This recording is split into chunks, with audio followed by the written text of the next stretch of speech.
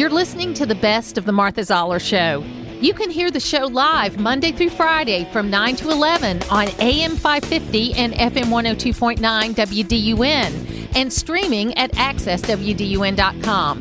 You can find all things Martha Zoller at marthazoller.com.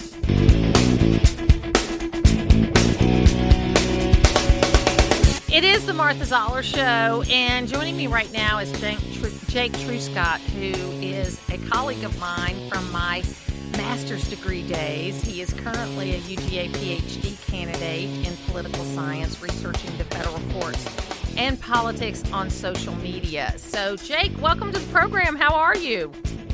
I'm doing great, Martha. How are you doing today? I'm doing good. So, wow, you've had a lot to look at, that's for sure, in this particular term. Everyone, I think, sort of expected this to be a busy term with the new makeup of the court, but did it meet expectations? Yeah, so I think the best place to kind of start there is say it was an interesting term. It was, and even then, I think that might be underselling it a bit. I've been trying to think of an analogy here for a few days to kind of frame what this term was, and I think, and bear with me here, I think the best way to kind of frame this is to think of it as sort of like a Thursday night CBS drama or a soap opera of some kind, where you have those usual cliches, the usual tropes that you come to expect with just about every episode, every season. But every now and then, the writers and the producers are going to throw some kind of a plot twist in there. They're going to build some kind of a climactic arc. They're going to give you something that's really going to draw your attention in. And at the end of the term, you're kind of just sitting there thinking, well, what are they going to do next year? Because they really kind of put a lot of cards on the table here. So you really have to think, well, how are they going to top this? What's in store for next year? And I think that's really where we are, because we went through a large contingency of generational political issues that even as soon as maybe 3 or 4 years ago, the best legal scholars in the world would have told you these are hands-off issues from the court. Either they've already been solved or they're things that are dead on arrival. And yet, here we are at the end of the term. We have seminal decisions. Really anything published in the last 3 weeks of the term could have been a term-defining decision on its own, and yet we have 6, 7, 8 cases that really kind of, grab everybody's attention. Well, and I thought, too, that it was interesting when you looked at a couple of things. First of all, I think the two big curveballs were, one, everyone knew eventually Stephen Breyer was going to retire, but kind of how it happened was a little surprising. I heard stories of him going in that morning when they announced it and running up and down the halls to get his colleagues, because it actually got leaked out, which is a theme we will continue with in the Supreme Court this year. It got leaked out a little sooner than he planned for it to, and he didn't want his colleagues to hear about it from the news media.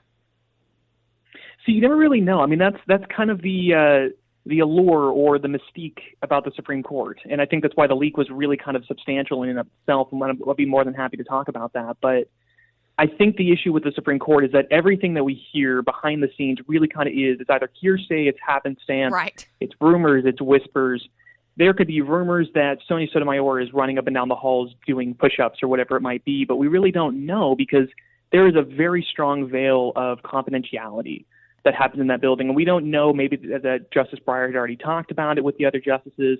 Maybe it was in passing, but generally speaking, you assume that the collegiality or the professionalism of the justices approach their day-to-day lives with, because they do talk a lot. They interact with each other fairly often. It's not like they have their own separate camps in the building and they never interact. There is a lot of interaction that happens in that building.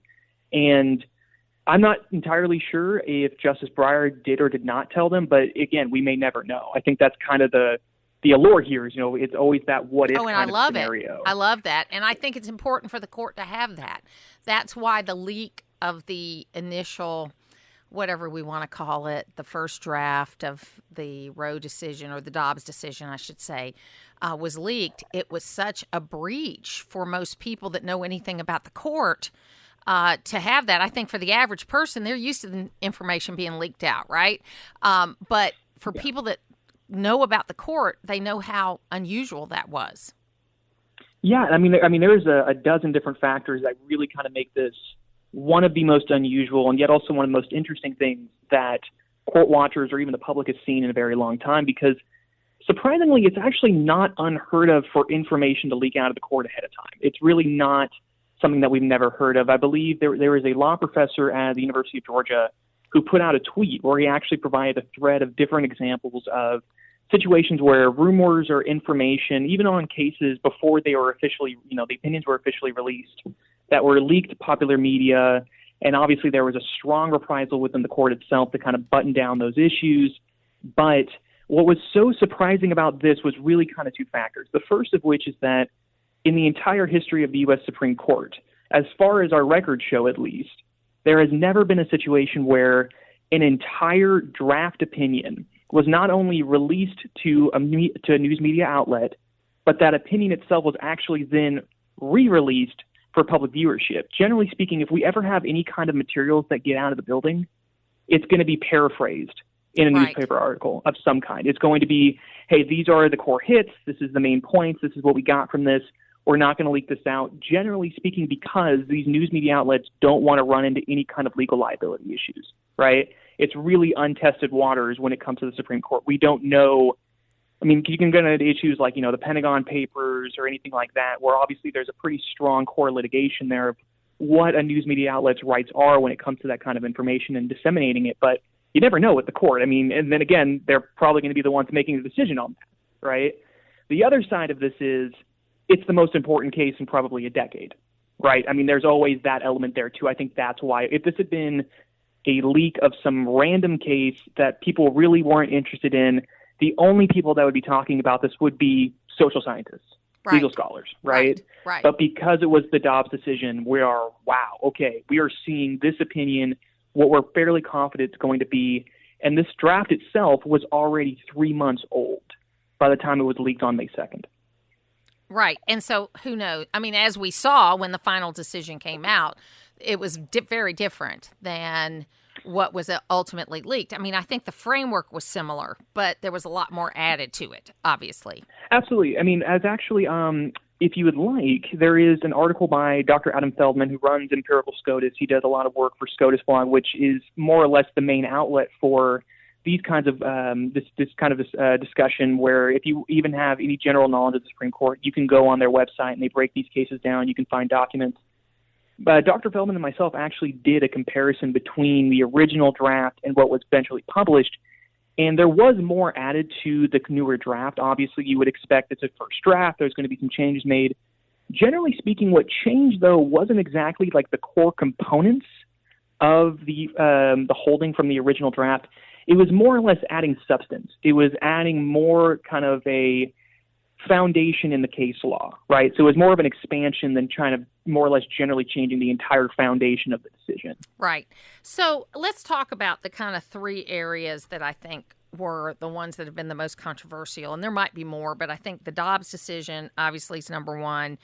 The plethora of cases related to religion, establishment clause, that kind of thing. And then, of course, the New York State Rifle and Pistol Association versus Bruin, which was, another one of those 6-3 positions. So we'll talk a little bit about all three of these.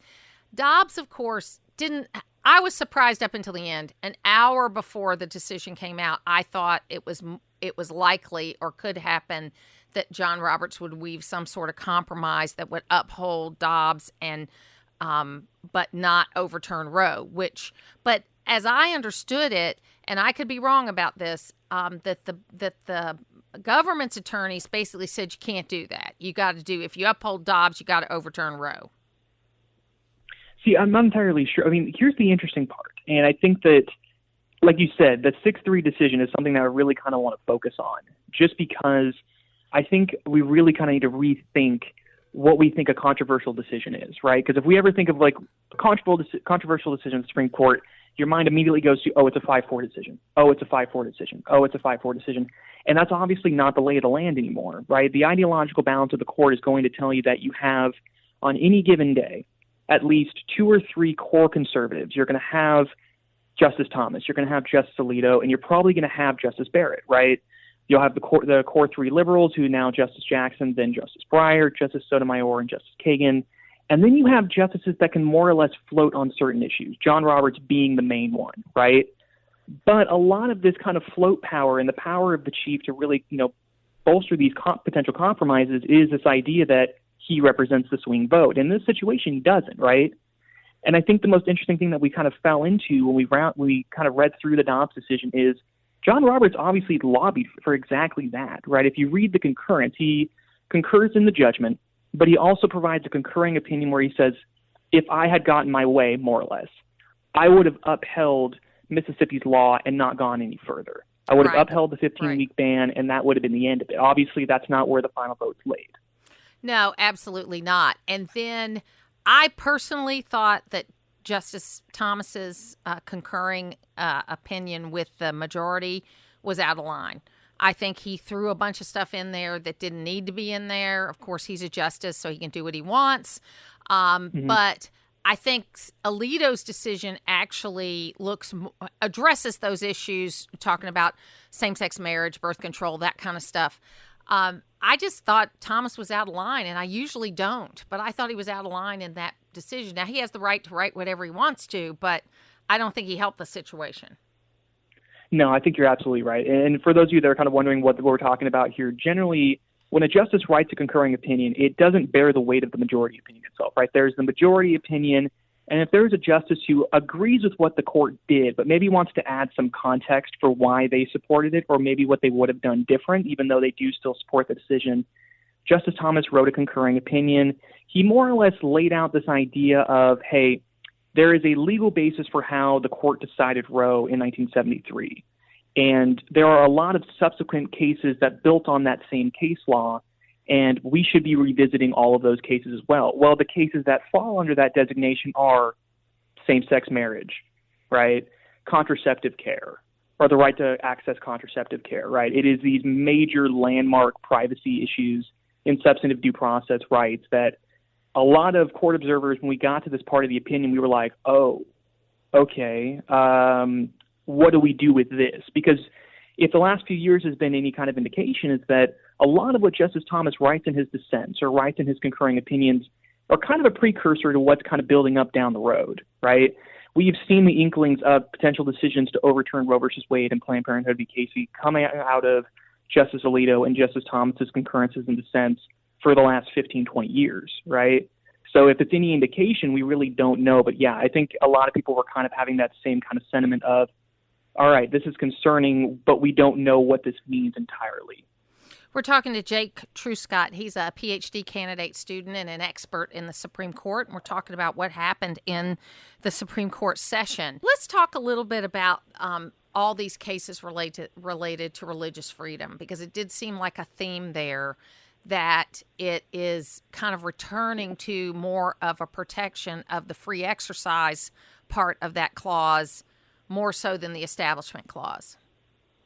Absolutely, yeah. I think that was definitely a common theme, and that was something that was actually pointed out in one of the major dissents this year, is that there seems to be this more or less preference from the court right now to emphasize the free expression clause over the Establishment Clause. And I think that in some respects that's obviously, that's true. I mean, that reflects the decisions, but also I think it might be pointing out this idea that, hey, we have a long line of litigation that shows that there are certain restrictions on what public officials, especially individuals acting in an official capacity at public schools, what they can and can't do with respect to religious demonstrations. And I think the best place to kind of start there would be this case that came out of the state of Washington in Kennedy versus Bremerton School, where, for those of you that haven't been keeping up with it, there was an assistant football coach who had been exercising religious freedom by holding prayer circles on the 50-yard line after football games.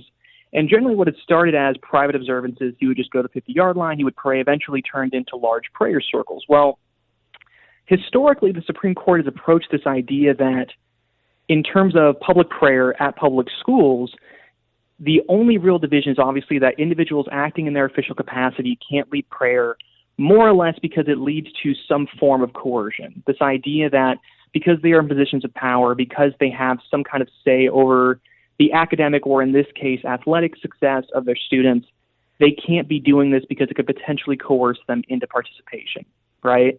And what we essentially saw in this case was exactly that. It was a situation of, can the coach actually exercise his religious demonstrations on the 50-yard line?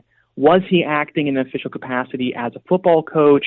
Was he coercing players or other individuals to join him?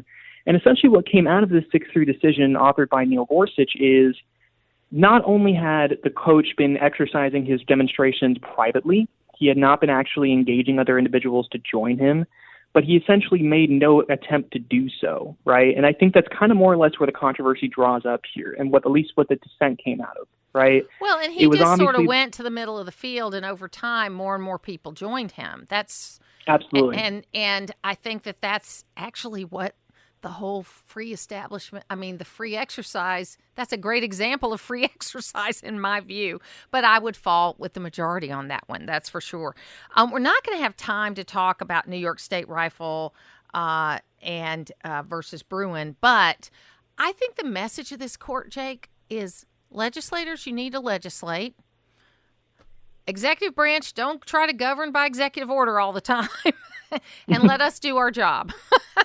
Absolutely. That was definitely the common theme, is that there needs to be some kind of legislative prerogative in these areas. That I think what's most interesting about this term, if I can just end on it, is historically the way the courts always approach that concern, because it's not new for legislatures to not be engaging in policymaking in these spheres, right? But what we have seen over the last 20 years as legislative policymaking has become more frugal in the minds of most, right? We are getting more contention. Right.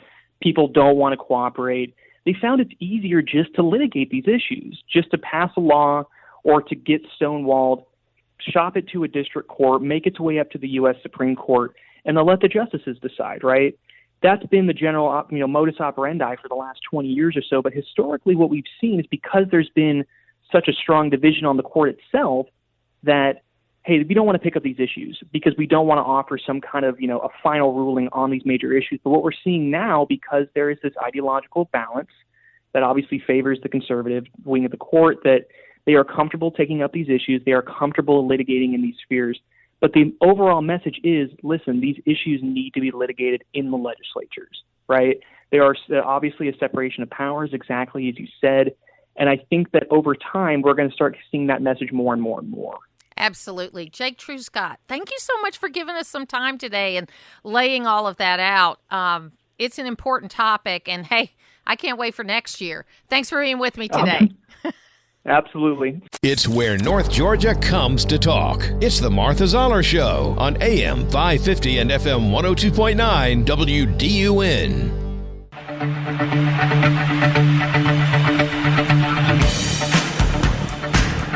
The president did read the letter. I was there when he read the letter. This is something, Brittany Griner being held in Moscow. We believe the Federation is she's being wrongfully detained in Moscow at this time. This is an issue that is a priority for this president. It is the Martha Zoller Show. So that was poor little Karine, the new press secretary, who was commenting on this letter from this WNBA player who's been detained in Russia. She evidently had CBD oil on her, and so they are keeping her and could potentially face a 10-year term in jail if she is convicted of having an illegal substance.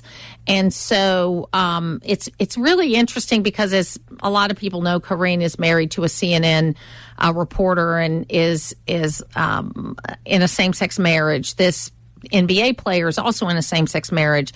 So later on, they got this question about, well, he'd be going, if this was LeBron James, they would have already moved heaven and earth to get him out of there. But because nobody knows who this woman is and because she's gay, they're not moving. Well, that's just not true. I think it could be more true that it's not LeBron James than it is that the woman is a lesbian. Yeah, I was about to say there's a way better point to be made that just there's a massive difference in the following between the NBA and the WNBA than it's because she's gay. I don't think that anybody out there is like, well, we'd be moving heaven and earth to get her back, but she's gay, so, I don't think that's happening with anybody. I think it's much more that if it were LeBron James, they would have moved heven and earth to get him back. Yes, but that's just because of the popularity of the NBA and more specifically LeBron James. Absolutely, even though, he's not as popular as he used to be, but that's okay in certain circles.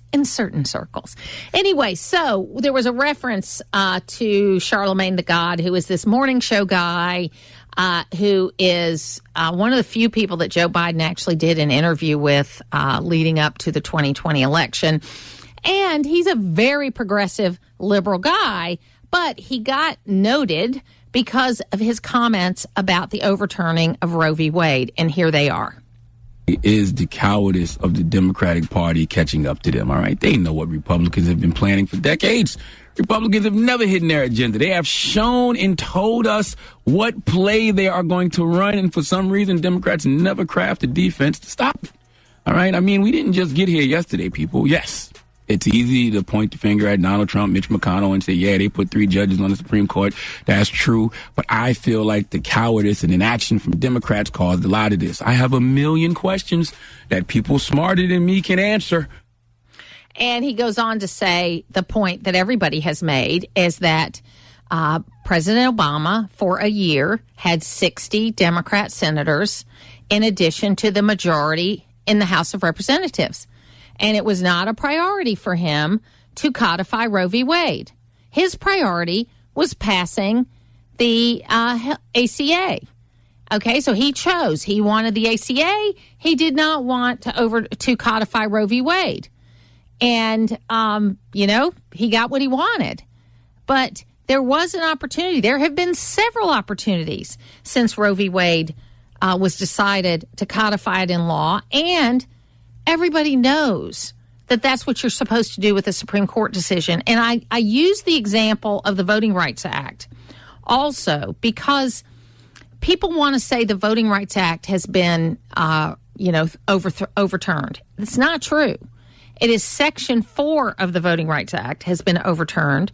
And the reason why is Section 4 is the criteria by which states and municipalities and counties are singled out for their voting practices to have special looks by the Department of Justice. And very interestingly, part of the reason why I think the Congress has not codified this and updated it for today is because if you were to look at southern states, the turnout of black voters is off the charts in southern states, and you can't make the case that anybody is being prevented from voting. I mean, heck, it was 15 years ago that the Section 4 it was almost over 10 years ago that the Section 4 part was overturned. And if you look at the amount of minority voting in the states that were supposed to be suppressing the vote, it's off the charts. You can't make a case that anybody's doing anything to suppress the vote. You can make that case, though, in New York and in Delaware and in Philadelphia, in Pennsylvania. I know Philadelphia's in Pennsylvania, making the point. You can make that case there because they limit days of voting. You have to register in a party. There's many more hoops to jump through. It's very interesting how this whole thing has flipped.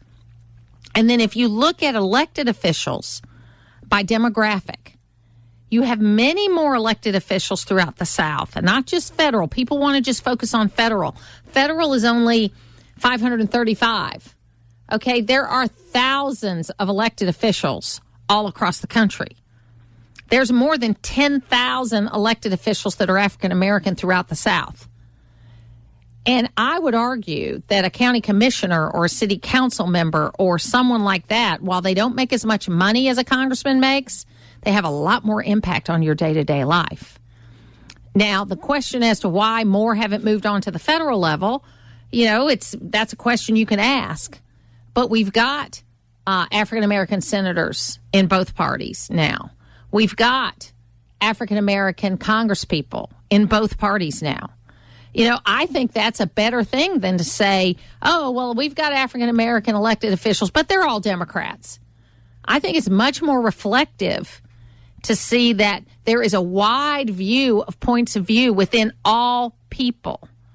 I jokingly say when I give a speech, why is it that it's only white men that are allowed to have a different point of view?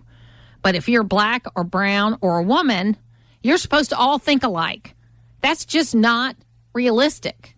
Your thought process is as much a part of your demographics as it is of your situation you grew up in.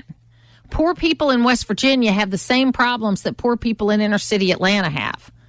Okay, poor people in Kentucky, who are mostly white, have the same problems that poor black people in other parts of Kentucky have. Much more, it's economics and education that separate us, rather than the kind of petty things we like to separate ourselves with, like sexual orientation, color of our skin, and whether you got tattoos or not. Okay? Those kinds of things are not the real things that separate us. The things that separate us are economics and education. And while there are barriers to all of those things for everyone, okay, there is nobody that has a monopoly on being discriminated against. There has been a long history of discriminating against black people. That is true. And it continues today. But there's also discrimination against other kinds of people that have nothing to do with their race. I'll admit, when I see somebody tattooed up to their neck, I'm not saying I discriminate against them, but I look twice. And I think about the money that it costs. I always think about how much it costs. Okay, I think about the money it costs to do that, and what could you have spent that money on?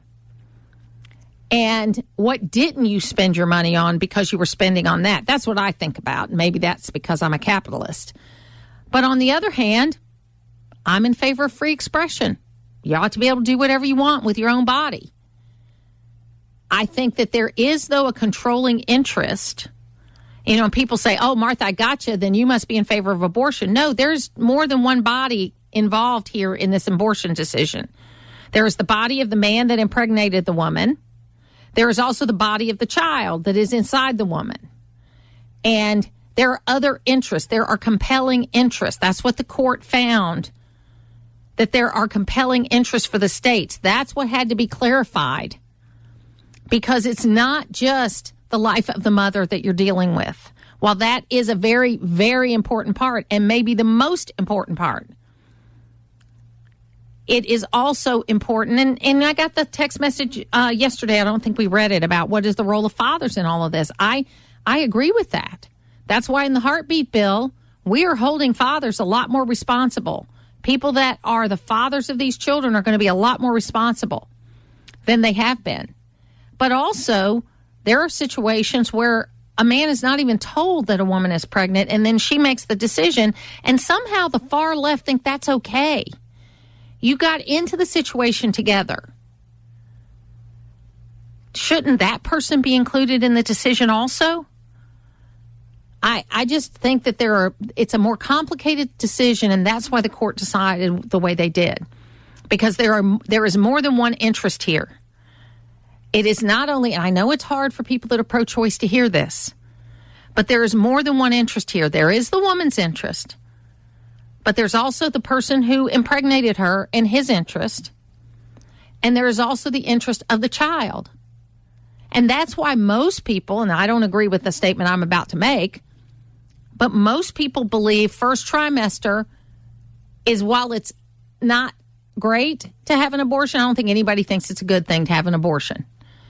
It's something that most people can get their head around and support, a first trimester limitation. I just don't know how in today's world with sonograms and things like that when you get much past the first trimester and you see the fingers and toes and formation of the baby and the hair and the things that you can see and the movement, I just don't see how you can think it's okay in the second or third trimester unless there is a severe interest of life of the mother, health of the mother, that kind of thing. But the real truth is, most of the time, if there is a real severe threat to the mother's life, the baby will spontaneously abort because the mother is going to try to save, the mother's body is going to try to save itself. As opposed to that, that's not all. That doesn't happen in every case, but it happens a lot. There's just so much we need to consider. And I do agree, one thing I do agree with the pro-choice people is there ought to be a lot more ability for doctors to be able to have this discussion in their offices in an open way. Because the bad old days weren't all bad, okay? There were a lot of private adoptions that were done. There were a lot of doctors that counseled with women and gave good advice. Okay, there has never been one instance of a back alley abortion. Okay, there has never been one instance of a coat hanger abortion, that all the things they want you to believe. There has never been one instance of that. But I think even though I am pro-life, and my friend Bill Crane said he was pro-choice, we can have a discussion and probably come up with a compromise that we both can live with. And I think that's why we have to have this discussion. It's local radio, and that's why you're listening. It's the Martha Zoller Show on AM 550 and FM 102.9 WDUN. It is the Martha Zoller Show, another person in the Biden administration that doesn't know anything about the economy, but that's Pete Buttigieg. And we're going to catch up on a couple of things. We've got some responses to some questions that you sent in by email, but we are going to be talking to Ron Hart first. It's the Martha Zoller Show. Hey, Ron, did you hear that President Biden had a big call with 24 celebrities who are really upset about Roe v. Wade? And they gave him a piece of their mind. He needed it.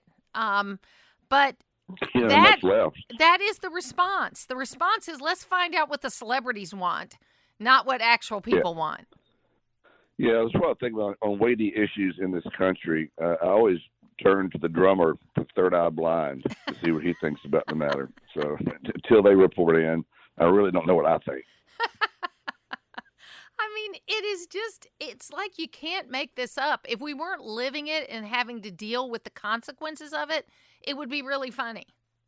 Yeah, he wants them to go on radio and TV and, talk about the Roe versus Wade. They start every construct about Roe versus Wade that the Supreme Court overturned Roe versus Wade, a woman's right to get an abortion. Stop. It's not true. They pushed it back to the states, right? So these knuckleheads in Oregon and California that are complaining, it'll make it easier to get an abortion out there. Well, I think it's so funny when people say, well, what about the woman that gets pregnant in South Dakota and she can't? I said, well, then don't move to South Dakota.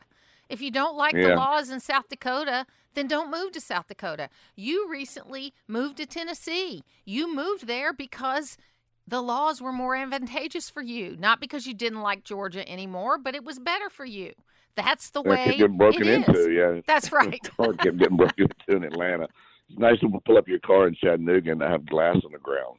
It's kind of a nice feeling. That's right. No, but the thing that's great about Atlanta, about the United States, what it really is like 50 countries, right? And you can live where you want to live. You can do what you want to do. And it's supposed to be this loose federal government at the top, but that's not what's happened. And you're seeing that the average person, not the person on Twitter or TikTok or all the other places, but real people who get up and go to work every day, they are not happy with the situation right now. Right. Well, if there's people the stars want to help with abortion, they will get up there, some of their Learjets, some of their airplanes, and fly people from Mississippi or Arkansas, where abortions are really already very, very hard, by the way. It's not like these things are prolific in these states. They're very hard to get currently. So if you want to, just do the underground railroad to Chicago, or wherever you want to go. If you're in Atlanta, if you're in Georgia, and Georgia ends up doing the heartbeat bill where it holds, then you go to North Carolina. You're around the edge of North Carolina. It's about a 2-hour drive from Atlanta to get to the western end of North Carolina. There'll be an abortion clinic there. That's what's going to happen. The free market system will always compensate for any changes in the dynamic, and this is a change in the dynamic. So, personally, I'm pro-choice. I'm a libertarian. I don't think the government tells us anything we need to be doing. I don't like the idea of abortion. I've never had one. My kids have never had one. I don't even know if anybody's had one. But I just don't like limiting my choices. I get it on the other side. I get both sides of the argument. I totally get both sides of the argument, right? But, and I guess these pictures of babies in wombs that have happened the last 20, 30 years, it's going to highlight for some people to the extent a kid is developed at, 3, 6, months in the womb. Well, I think that is a big thing, really. Actually, in 2002, GE came out with that first commercial for their fantastic sonograms. And it's that commercial, everybody remembers it, where it's a sonogram picture and then this thing comes around, and when it comes to the front of the screen, it's a baby's face. And you can see it clearly, not like the sonograms our kids had where they were grainy and the doctor was pointing to stuff and you said you could see it, but you really couldn't. But now they're really good pictures, and that has changed a lot of people's minds. But the thing I always want to point out, separate the emotion from it. Okay? There are a lot of people that if they don't like what their cancer center offers at Erlanger in Tennessee, they'll go to Emory. If you don't have the proper heart procedures at one hospital, you'll go down to the Mayo Clinic. Traveling for healthcare procedures is not an unusual thing in America. Yeah, we need to shop them because they don't do it across state lines. It's funny, Martha, you mentioned that. I'm actually in Atlanta right now getting some health care, getting my physical at Piedmont. I just like the doctors there better. They've been better, and I got to have a colonoscopy, so I'm going to shop Chattanooga. I'm a cash payer, $5,000 deductible in retirement, so I got to pay for it myself. I'm going to call 2 or 3 places, and you'll be shocked. I had to have a chest x-ray the other day. Everybody thinks they're real expensive.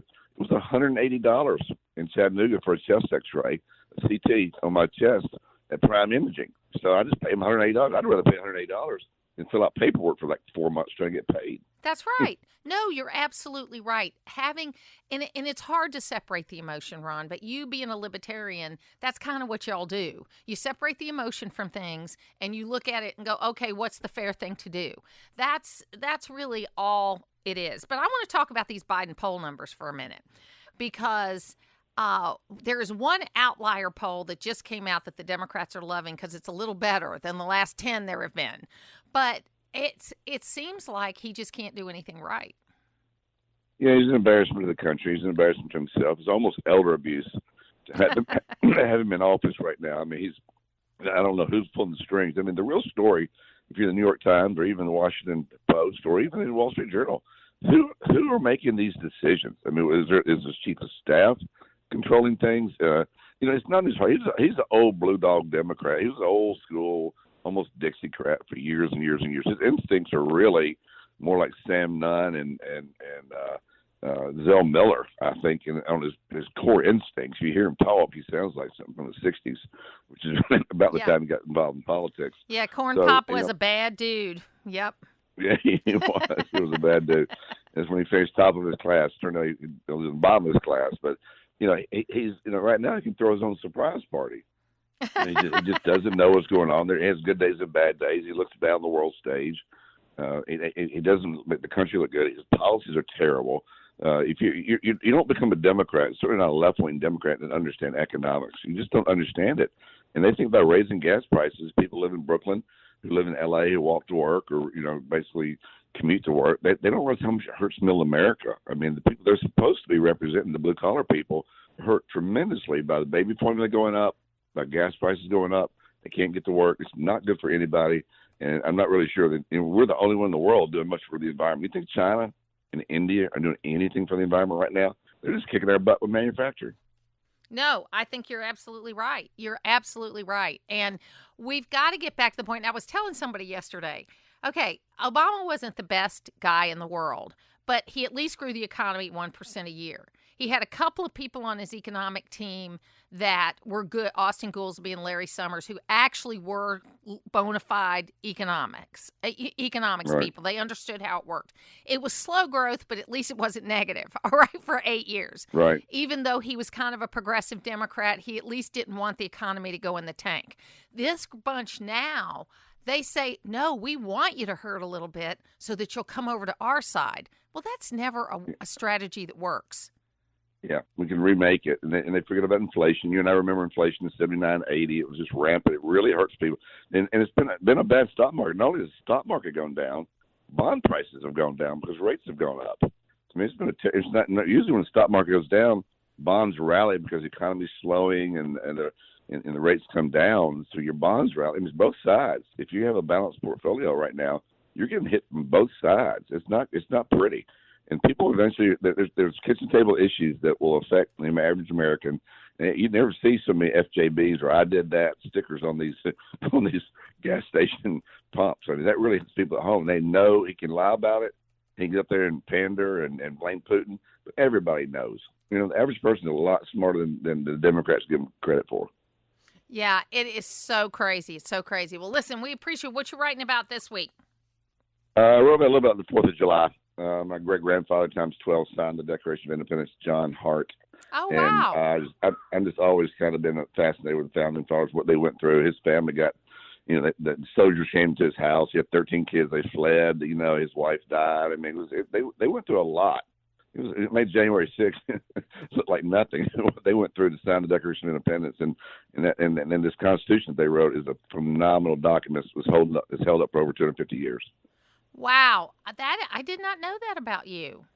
I did not know that about you. He's from Trenton, New Jersey. Yeah, he had 13 kids, and they fled to Virginia, which sadly became West Virginia. And he had 13 kids, and I'm related to one of his kids. I guess technically to him. Well, we'll talk about that next week. Sounds good. To hear the full versions of last week's Martha Zoller shows, go to the podcast page at accesswdun.com, and you can follow me on social media at Martha Zoller.